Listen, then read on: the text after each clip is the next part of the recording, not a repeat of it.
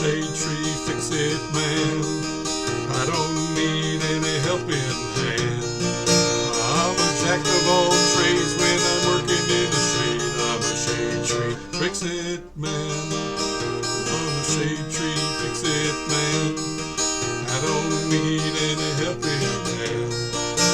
I'm a jack of all trades when I'm working in the shade.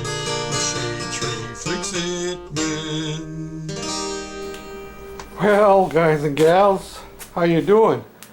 This is me, George, the Shade Tree Fix-It Man. And as you saw, I was doing some sandblasting. But it's a little too damp out there, and the sandblaster got plugged, and so I didn't get real far. I got some of it, as you can see here, and a little bit down there, and a little bit down there. So what I did was I put my, I forget what they call them. It's a very coarse wheel for stripping rust off, and I used that and got in as much as I could around the wheel. This red stuff is paint, actually. But I've got a lot more to do, as you can see. And that's that wheel. The other wheel I have had soaking in the vinegar. Here you can see what happens as soon as it comes out of the vinegar and it's exposed to the air. It automatically starts getting flash rust on it. But if I take my Scotch-Brite and go over it, I just dipped it in the vinegar again. It comes back out pretty clean, but it's not getting all the rust down into the crevices and stuff. But we'll keep working at it, and if I have to let it soak longer, and I guess I'm going to end up soaking the other one too, and we'll continue using different kinds of wheels on it to try and get that junk off. Some of this is red paint, some of it is not. See how easily that cleans off. Here's the section that was in overnight right here.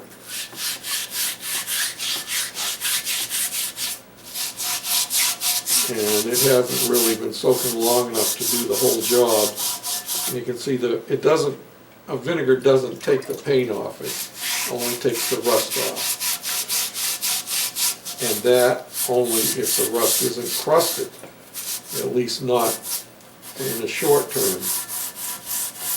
So I'm going to keep letting it soak, and we'll keep working at it, and eventually we'll get it cleaned down. Maybe I can get back out there again with a sandblaster. I really would like to get them clean all the way down with no paint on them or anything else before I prime them and repaint them. So you can see it takes the rust off that's just on the surface pretty quickly. But the deeper, thicker stuff takes a little bit longer.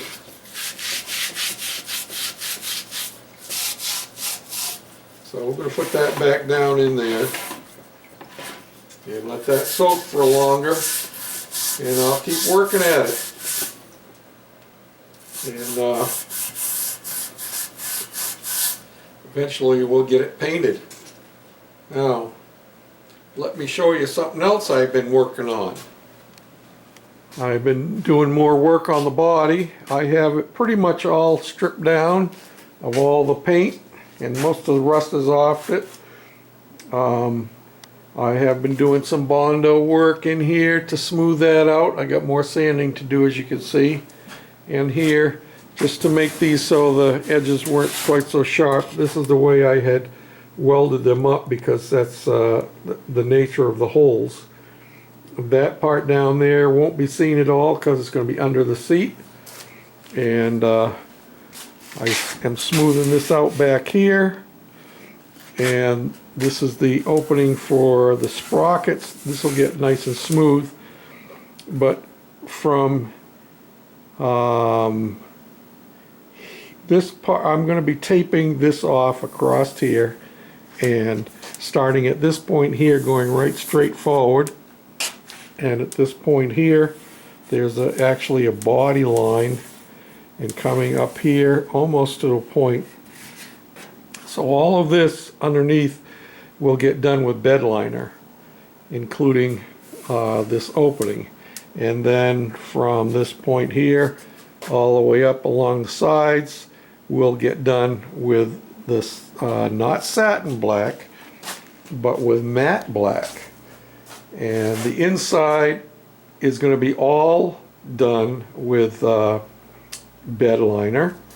And let me walk you around. I've got some major cleaning to do down here because of all the sanding and grinding and all that, and I still got some more to finish cleaning up in here, but it's mostly done. The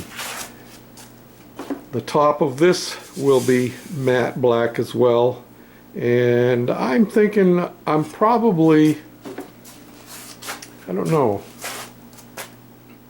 yeah, I'm probably going to do this with bed liner under here too, because most of that's not going to be showing, although my dashboard comes about in here. I don't know, we'll think about it. Anyway, so of course all of the tubing will get painted the matte black, and then once that's all done, then we can start laying out our flames. So today's Friday. I'm hoping to have this ready either today or tomorrow to be able to spray the bed liner on. I'm going to put the bed liner on first, and then once that's dry, then I will be painting the rest of it. And I won't have to do any taping off for the rest of it, because it won't matter if I overspray with the matte black onto the bed liner, because the bed liner is black too. So that's where we are on that. And I will show you one more thing I have been working on. Okay, so here we are with the grill, and I have painted it matte black. Remember when I showed it to you before, I had done it in satin black, and it had a little too much of a sheen to it. I like this. It's not too flat, but it's not too glossy. And I have painted my grill in gloss black, and it will get installed into the grill shell after I install this. Whoops, not too close there, George. And that will get installed all around the opening.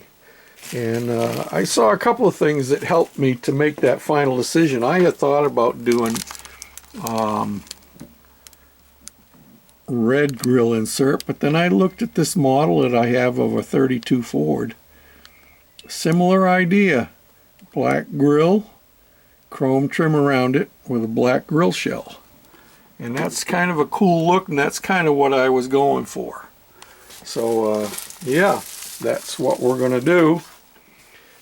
So there's another thing, and I'm hoping I will get this done today. Well, there it is. What do you think? It ain't perfect, but I think it's good enough for the Goofy cart. And don't forget, when I can find it, there's going to be a hood ornament up there, and I think there's going to be a V8 emblem down in here, but we'll see. Yeah, I thought I'd let you see how we have our pulley all lined up now, and I just got to put an idler on here to make it tight. That'll work fine. So I got the motor slid forward. There's the original holes that I had there, and I moved it forward not quite 1.25 inches. So that's all ready to go. And all I need now is I gotta find the C-clip that goes in here, and this is just a temporary thing for test purposes.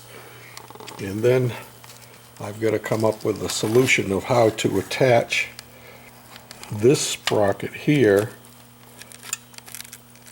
to the shaft. As you can see, it just spins on it. And the shaft does not have keyway on it. So I may end up having to weld that on there. I hate to think of doing it that way. Or maybe I can get a different sprocket that would have a Allen set screw in it. But we'll see. We're all ready to go other than that, with all of our drivetrain set up. And in our first test, we will not have this sprocket hooked up to the second one. We will leave it separated so we're not trying to drive the rear axle at first. Shade tree, fix it man. I don't need any help in